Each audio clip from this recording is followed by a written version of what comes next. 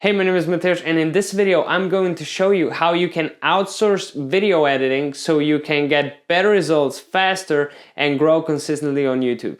Now first, how much does video editing cost in terms of project-based collaborations, hourly-based collaborations, or long-term based collaborations, depending on if the editor is entry-level or professional. With one-time tasks or one-time projects that you hire a video editor for a fixed price, it will usually cost you anywhere between $50 to $400 per video, and you can mostly get these video editors on Fiverr. Now, if you're looking for a bit longer term collaboration, maybe hiring someone hourly, the prices are gonna be between $5 and $20 per hour.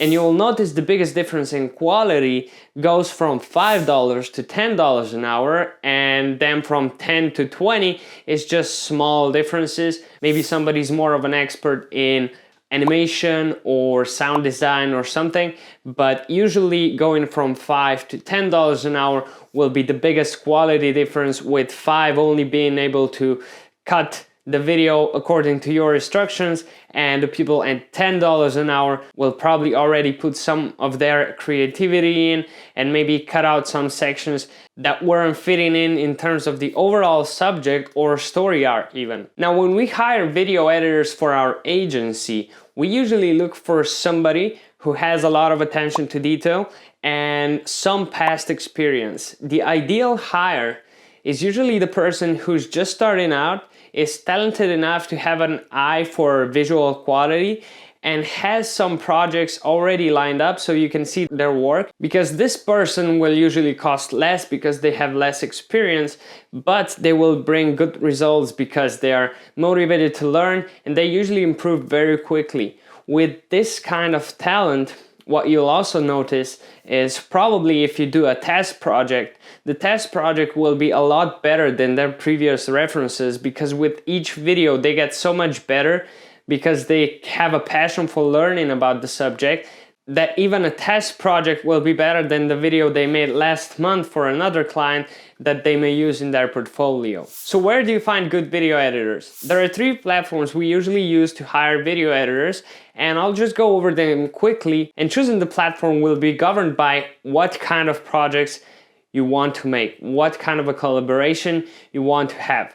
If you're looking for a project-based collaboration, just a one-time video, you'll probably have best results on Fiverr, because you can usually just search for video editing or YouTube video editing on Fiverr, and you'll get pretty good freelancers lined up already on top of the web page, and also they will have ratings, they will have reviews, you'll know exactly what kind of projects they do, and you just hire them quickly. You'll get the video in 3 to 5 days and the collaboration is done.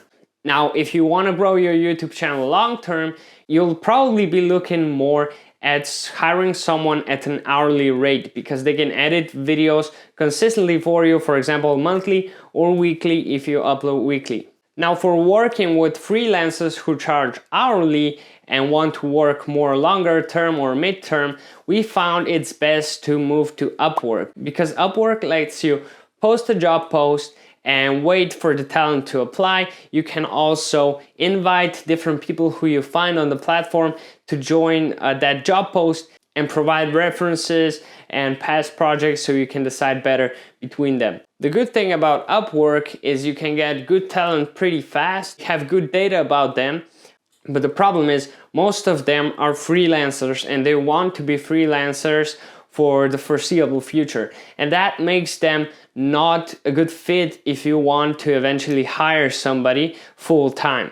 So to do that, one of the best ways we found of hiring an editor is actually a LinkedIn job post, and if you craft it correctly, you're gonna get a lot of really good applicants already filtered out so you can interview them and make a test project with them.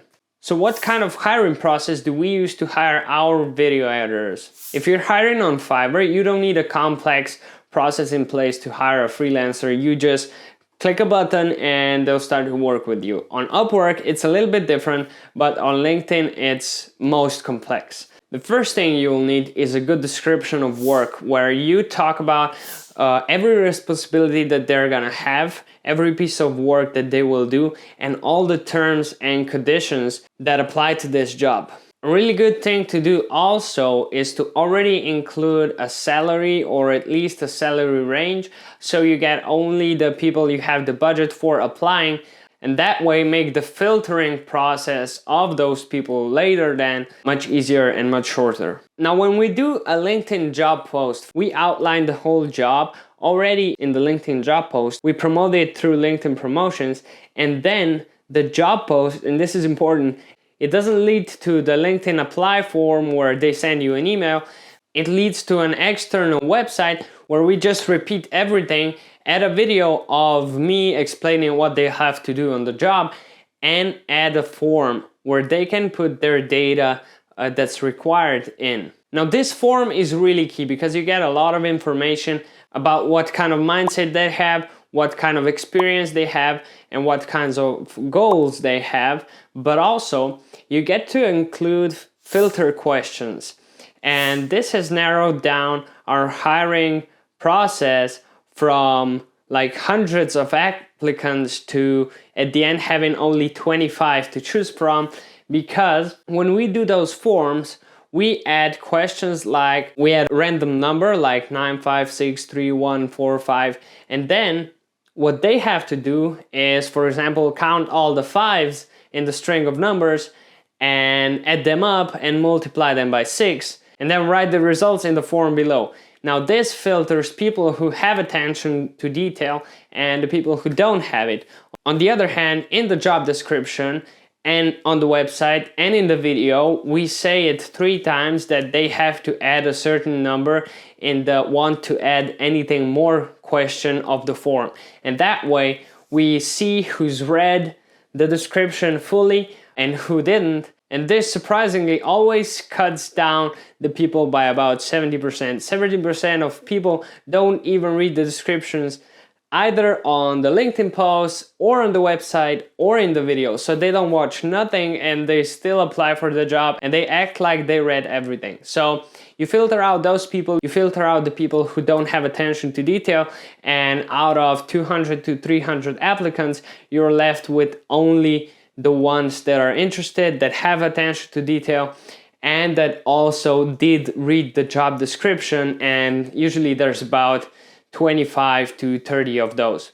Now the next step after that is looking through their past work. And while looking through their work, you just pick 5 to 10 of them who stand out to you visually or in any other way, and you give them a paid test project and an interview. Now the interview is just about what their goals are, what their vision is for their life, just so you can see if they're going in the same direction as you. Because for example, if they want to do video editing for 1 year and they don't want to go into gardening, they're not a good fit for you because you need a long-term relationship. So if they're not going in your direction, then don't hire them. Then you do the paid test, and the paid test, and this is really important also, has to be done hourly, and it has to be billed hourly. We usually have range between $7 to $10 an hour, and that's because by giving them a paid hourly test, they have a double incentive. So on one hand, if they make the video slower and they take more time to do it,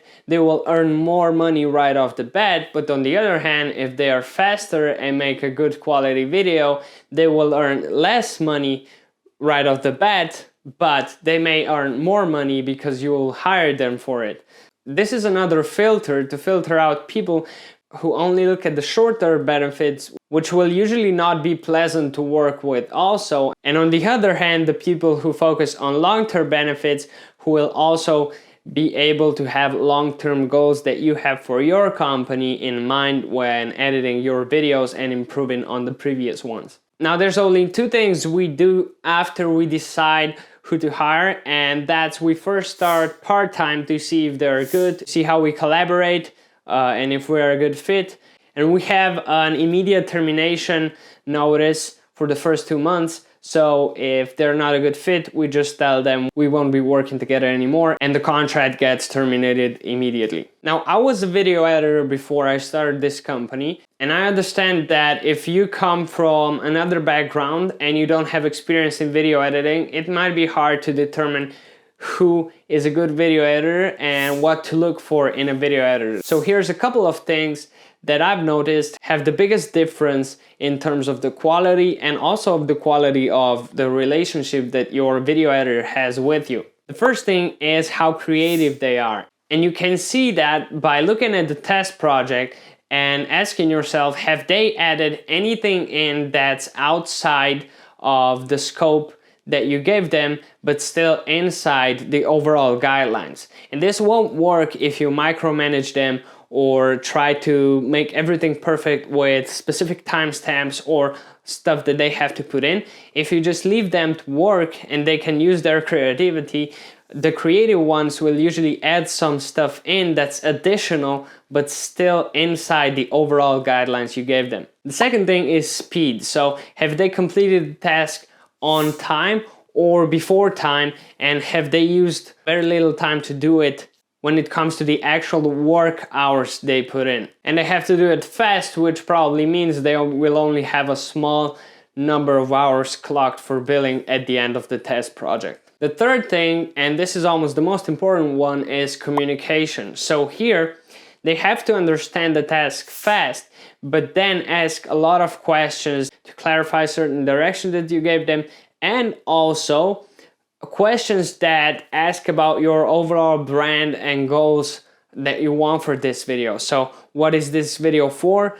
What's the goal of this video? What's the ideal outcome for the viewer of this video? If they ask these kind of questions that make them be able to make better decisions when it comes to editing, then they probably understand really well that editing is not just about visuals, but it's a lot more about what value you bring to the viewer, and they want to put more value in the video.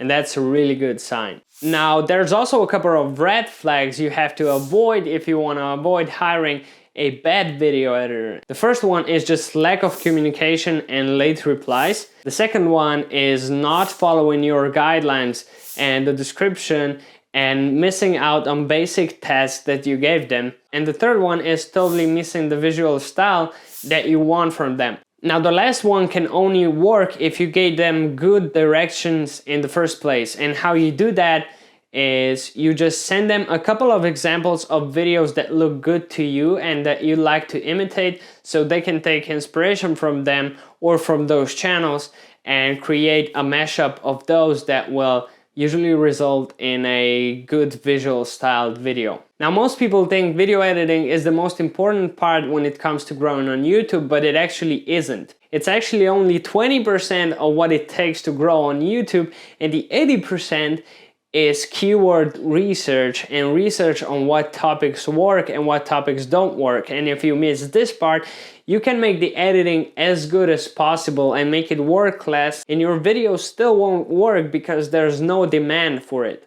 So if you want to position your videos in such a way that there's a lot of demand for it and there's low competition, so you have a lot higher chance of your videos working even if you don't have such good editing, watch this video next, where I go over topic and keyword research that will help you grow even if you're just starting out and you don't have that many views racking up yet. See you in the next video.